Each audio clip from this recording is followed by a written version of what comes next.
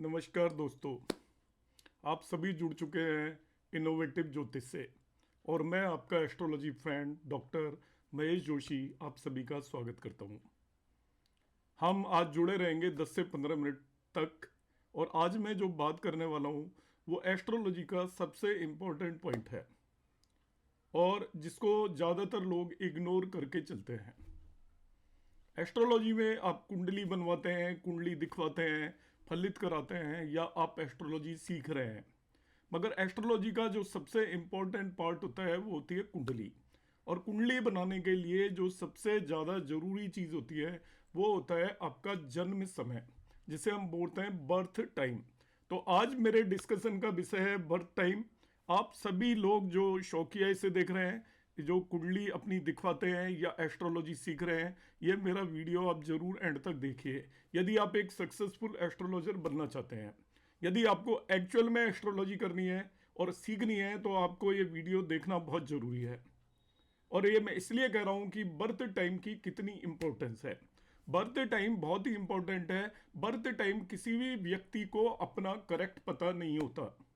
आप कहोगे मैं कौन सी बात कर रहा हूँ, ये बिल्कुल सत्य है कि किसी भी व्यक्ति को बर्थ टाइम पता हो ही नहीं सकता जिसके बेसिस पर कुंडली बनाई जाती है।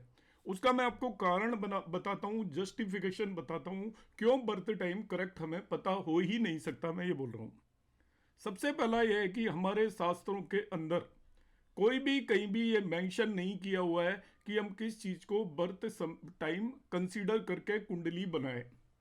क्यों नहीं मेंशन किया हुआ है उसका भी मैं आपको कारण बताऊंगा। बर्थ टाइम आप कई तरीके के बर्थ टाइम लोग मानकर चलते हैं। सबसे पहला बर्थ टाइम वो मानकर चलते हैं जब कोई भी बच्चा कंसीव होता है या गर्भ के अंदर वो आता है, उस समय के बेसिस पर कुंडली बनाई जाती है। कुछ लोग उस समय को यूज करते हैं। कुछ लोग उस समय को यूज करते हैं जब बच्चा सबसे पहले आपके माँ की कोख से बाहर निकलता है, वो उसका सर बाहर निकलता है, उस समय को नोट कर लेते हैं।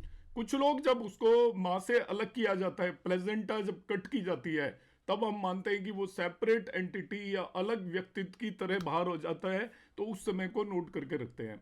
और कुछ लोग जब वो पहली बार रोता है या फर्स्ट क्राई जिसे बोलते हैं, उस समय को नोट करके रखते हैं। यदि मैं इन सभी समयों को निकालूं तो मुझे लगेगा इन सभी के अंदर 4 5 6 मिनट तक का डिफरेंस होगा। अब यदि आपको बता भी दिया जाए आपने बर्थ टाइम नोट भी किया है, मगर इनमें से कौन सा बर्थ टाइम आपने नोट किया है, आपको डॉक्टर ने कौन सा बर्थ टाइम बताया है, अब जो बर्थ टाइम बताया है क्या वो करेक्ट है, उसके बेसिस पर हम कुंडली बना रहे हैं वो ठीक है या नहीं ठीक है। तो इन सभी प्रश्नों का मैं आपको आज जवाब देने वाला हूं कि आपको मैंने कहा कि आपको अपना बर्थ टाइम करेक्ट पता ही नहीं है तो आप जो भी कुंडली लेकर घूम रहे हैं वो आपकी गलत कुंडली है, सही कुंडली नहीं है। तो इसका जवाब क्या है? इसका जवाब मेरे पास है, मैं आपको इसका जवाब दूंगा और आपको बर्थ टाइम करेक्ट करना भी मैं सिखाऊंगा। इसका जवाब यह है, हमारे शास्त्रों में इस प्रश्न का उत्तर दिया हुआ है। शास्त्रों में उत्तर दिया हुआ है कि जब भी व्यक्ति का जन्म होता है तो उसके अंदर प्राण डलते हैं। जब उसके अंदर प्राण डलते हैं उसी समय को उसका जन्म समय मानना चाहिए। अब किसी व्यक्ति के अंदर जब प्राण डलते हैं उस समय की लग्न को उसकी प्राणपदा लग्न बोलते हैं। प्राणपदा लग्न के बेसिस पर हम डिसाइड करेंगे कि उसका करेक्ट जन्म किस समय पर हुआ होगा। शास्त्रों में ऐसा मेंशन किया हुआ है कि एक पर्टिकुलर प्राणपदा लग्न जब होगी किसी भी नेटिव की, उसी समय पर एक इंसान का जन्म होता है, किसी दूसरी प्राणपदा लग्न पर जानवरों का जन्म होता है, किसी तीसरी प्राणपदा लग्न पर पक्षियों का जन्म होता है, किसी चौथी प्राणपदा लग्न पर बर्ड्स सरीसृप जिन्हें बोलते हैं हम, स्नेक वगैरह का जन्म होता है। तो अलग अलग जो जीव जन्म लेते हैं वो अलग अलग प्राणपदा लग्नों में जन्म लेते हैं।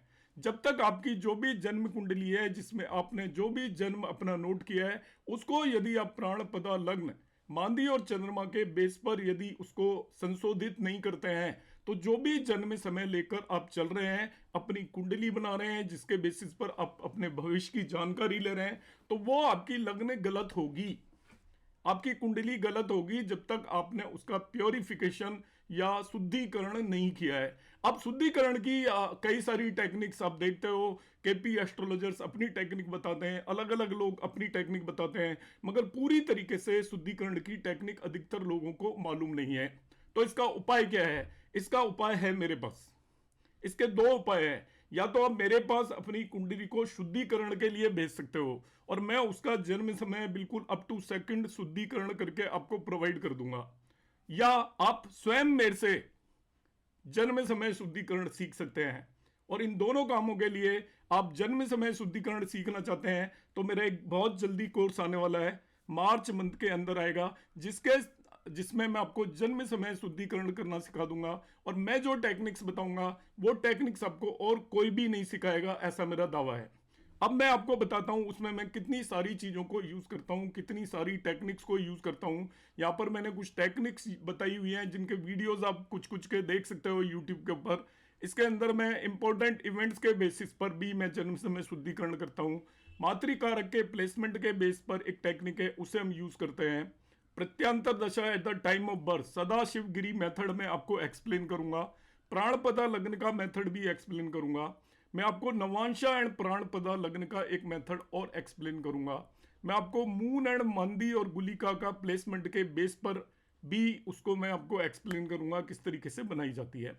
D1 और D9 लग्नों के कुछ सूत्र हैं, वो हम यूटिलाइज कर सकते हैं। D60 जो चार्ट होता है उसके बेसिस पर हम कुछ सूत्र अप्लाई करेंगे। हम male female birth earth element के बेस पर, जिसको हम बोलते हैं एलिमेंट बेसिस नाड़ी टेक्निक है, उसके बेसिस पर भी हम बर्थ टाइम को रेक्टिफाई करने की कोशिश कर सकते हैं। फर्दर उत्तर कालामृत का एक कंसेप्ट है, ईस्ट काल का एक कंसेप्ट है, जिसमें कि हम 225 से डिवाइड करके हम देखते हैं कि मेल का बर्थ कब होना चाहिए, फीमेल का बर्थ कब होना चाहिए, उसे भी हम यूज कर सकते हैं।